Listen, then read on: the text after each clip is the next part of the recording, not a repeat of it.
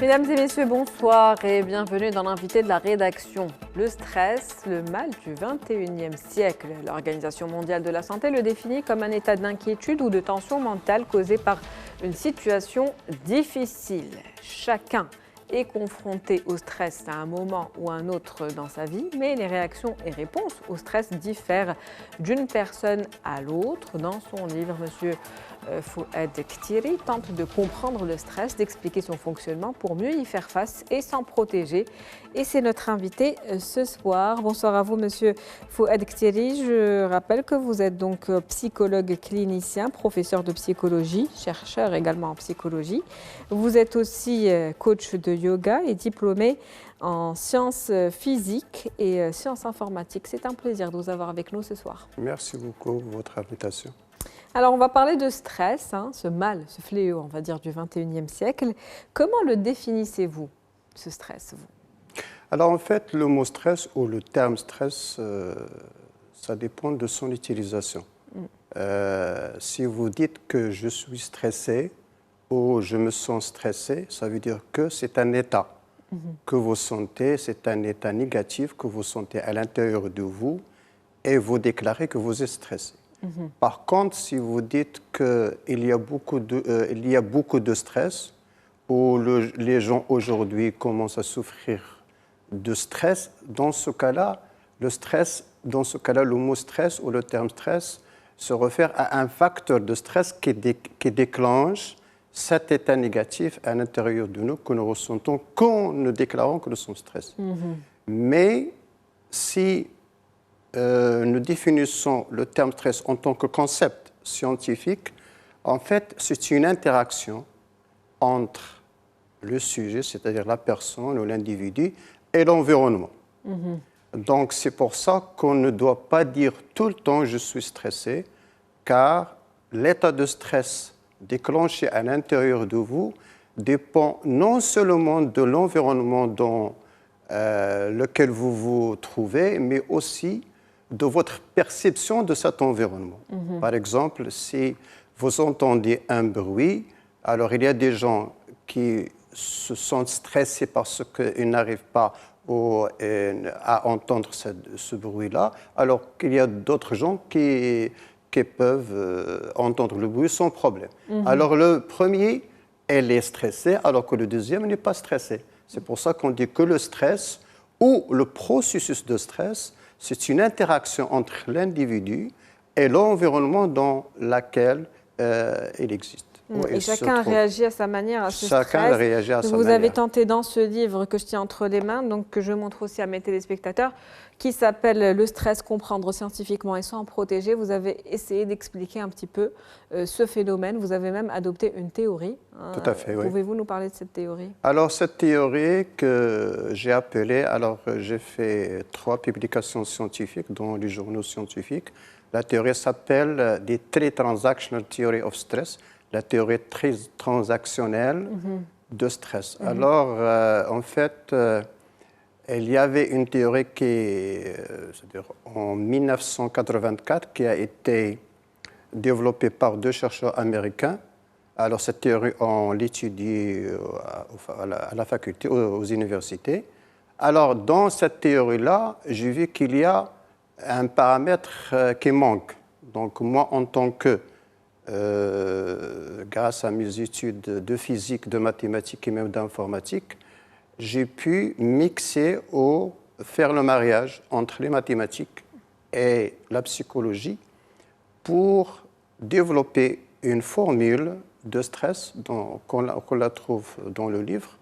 Cette formule de stress dit que le stress ne dépend pas seulement de l'environnement et de la personne, mais d'un autre paramètre que j'ai appelé, mathématiquement parlant, PSS, ça veut dire Previous State of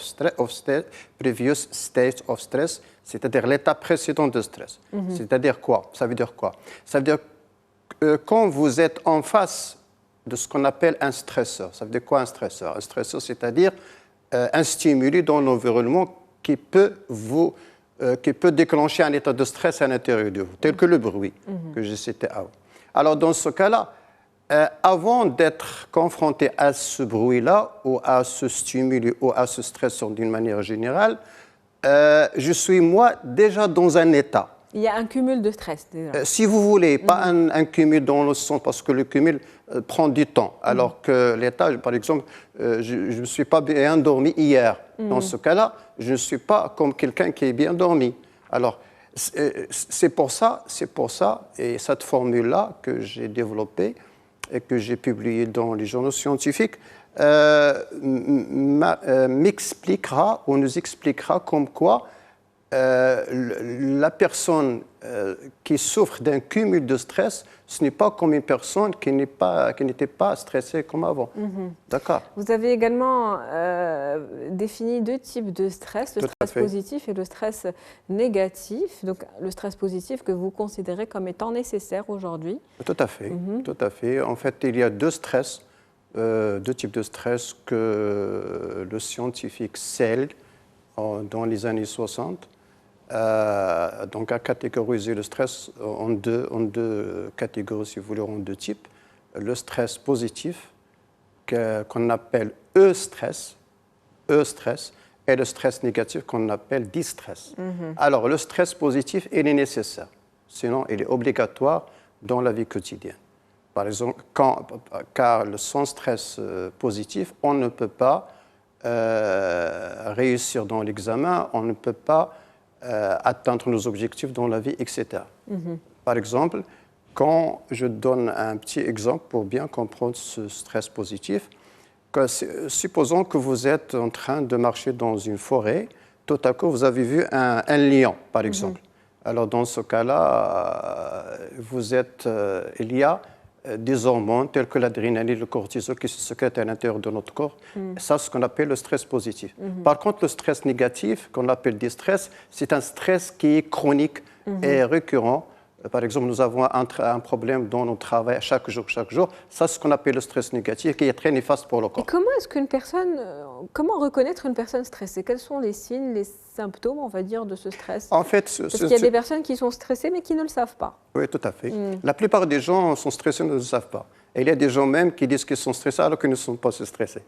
Justement, il y a une phrase que vous citez dans ce livre où vous parlez donc de ce stress comme un mot qui est utilisé un petit peu par tous, tout à fait. Sans réelle signification. Le mot stress est devenu tellement utilisé ces dernières années par le grand public, quel que soit leur âge et tous les lieux, qu'on ne pourrait plus distinguer entre le vrai tout à fait. et le faux stress. Il semble que l'expression « je suis stressé » relève plus d'un mode de vie ou d'une nouvelle culture que d'une manifestation, d'une vraie détresse ou tension émotionnelle. Tout à fait. Alors maintenant, même les enfants, les petits-enfants disent que je suis stressé. Donc c'est un terme qu'il ne faut pas utiliser à tout bout de champ aujourd'hui. Pourquoi? Parce que c'est intéressant d'expliquer ça.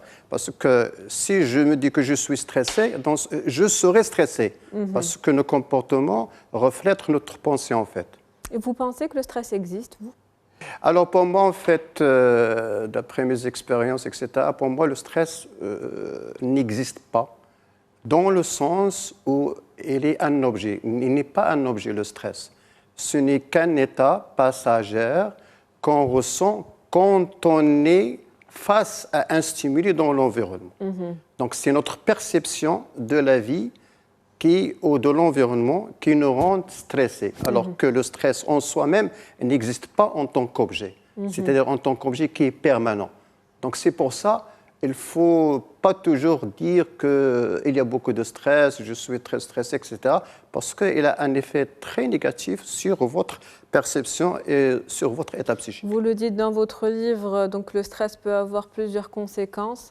Je parle du stress chronique, de ce cumul de stress peut-être. Ah oui, en fait, le stress est très néfaste pour le corps, pour le psychisme. Ça peut mener vers des maladies. Pas seulement ça, on dit que le stress tue. Alors, pourquoi on tombe malade physiquement ou psychiquement à cause du stress? Parce que tout simplement, lorsqu'on est face à un stimuli qui nous stresse dans l'environnement, que le corps, plus précisément le système nerveux, par l'hypothalamus, le système nerveux sympathique, etc., sécrète des hormones, l'adrénaline et le cortisol. Alors, la sécrétion récurrente et prolongée et chronique de ces hormones, c'est très néfaste pour le corps. Par exemple, car le cortisol réduit le système immunitaire, car lorsque je suis stressé, par exemple, à l'instant où je me sens stressé, je suis par exemple nerveux, je suis irrité, je suis angoissé, etc.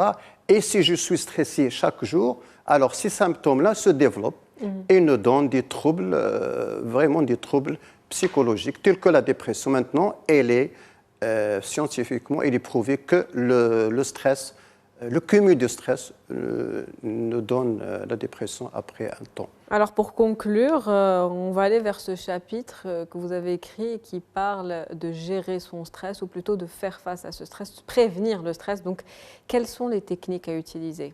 En fait, dans ce livre-là, parce que c'est la deuxième version, elle est en français, qui a été mise à jour par rapport à la version de 2015 en arabe, j'ai introduit un nouveau chapitre dans lequel j'ai divisé les techniques de gestion de stress en trois grandes catégories. Les techniques simples, les techniques moyennes et les techniques très avancées ou avancées. Alors, les techniques simples, ce sont des techniques que tout le monde peut utiliser facilement, telles que dormir bien, telles que faire de la relaxation, telles que le rire, etc. Les techniques moyennes, ce sont des techniques auxquelles les gens sont habitués, ne sont pas habitués en fait, mais ils savent qu'ils donnent des résultats. Par exemple, l'optimisme, par exemple, la concentration, la méditation, faire du yoga, la relaxation, tout ça. La respiration, vous en parlez? Ah oui, la respiration, ce sont des techniques simples. Il faut respirer juste, parce que la plupart des gens ne respirent pas juste. D'accord.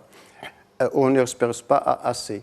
Alors que les techniques avancées, ce sont des techniques, ce n'est pas impossible, ce n'est pas difficile de s'entraîner à ces techniques-là, mais il faut du temps. Par exemple, parmi ces techniques que j'ai citées dans mon livre, créer des micro-bonheurs ou apprécier ce que vous faites. Ou voilà, donc c'est ça, les techniques avancées.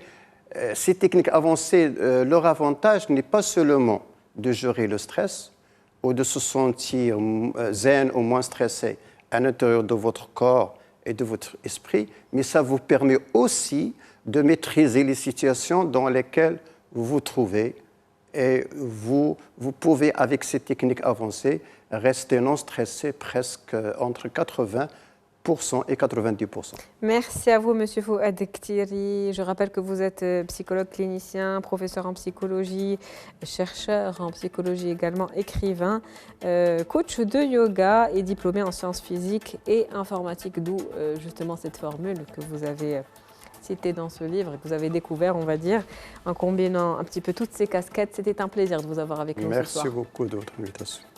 C'est la fin de l'invité de la rédaction pour ce soir. Merci à vous pour votre fidélité. On se retrouve demain avec un nouvel invité. Très bonne soirée.